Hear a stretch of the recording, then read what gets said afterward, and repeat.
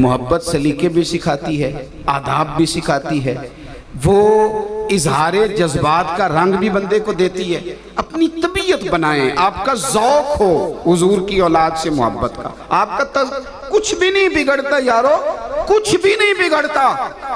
बादशाह ही रहे हजरत उमर बिन अब्दुल अजीज, कोई फर्क नहीं आया उनकी हुकूमत में, वो ताकतवर रहे, उनकी कुर्सी के चारों पाए मजबूत रहे, कुछ भी नहीं बिगड़ा।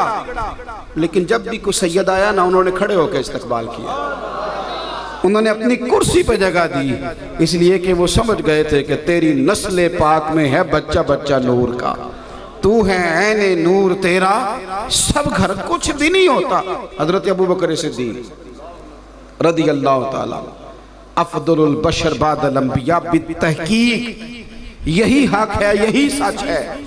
अगर सारे ज़माने को पता है कि नबियों के बाद बड़ा दर्जा हजरत अबू बकर का है, तो उनको खुद भी तो पता ही था ना।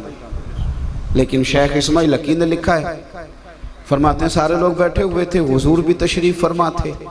क्या होता है किसी को इज्जत देने से? मैंने तो ऐसे लोग भी देखे हैं जो दौरान गुफ्तगू किसी का नाम लेना भी गवारा नहीं करते, कि कहीं महसूस ना हो जाए कि मैं भी हूँ तो शायद कोई और भी है। ऐसा नहीं होता।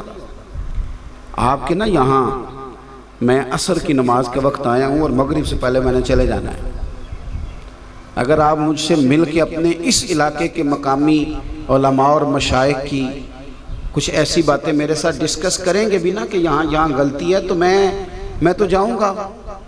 आपकी मजहबी ज़रूरियात उसी बंदे ने पूरी करनी है जो यहाँ रहता है, उसी ने जनाजों में जाना है, उसी ने मसाइल देखने हैं, उसी बंदे ने आपके हर मामले में काम आना है। लेकिन हमारा रवैया थोड़ा सा कई दफ़ा और तरह का हो जाता है। इसको समझें, हकीकत पसंद बने।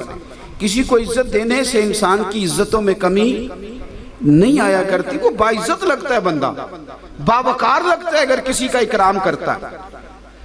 तमाम सहाबा बैठे हैं और मजमा है और हुजूर की बारगाह है।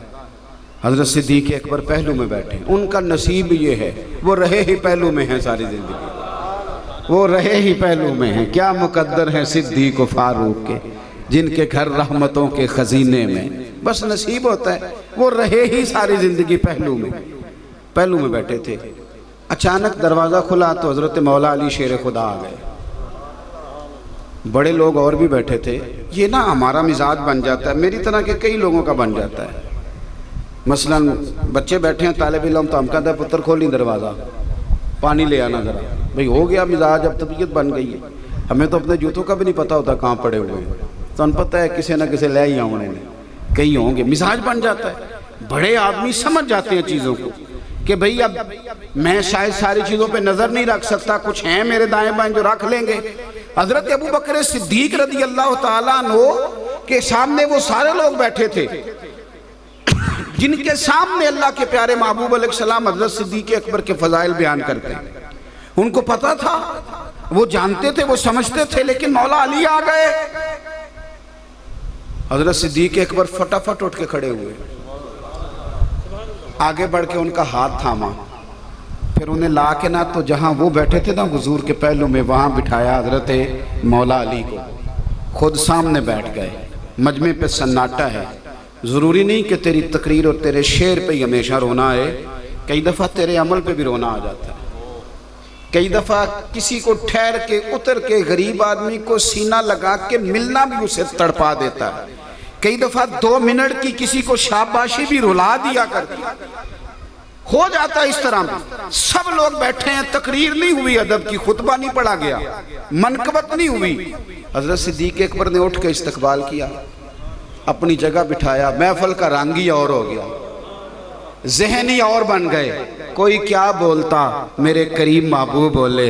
हुजूर फरमाने लगे, लोगों देखा तुमने, देखा अबू बकर ने क्या किया है?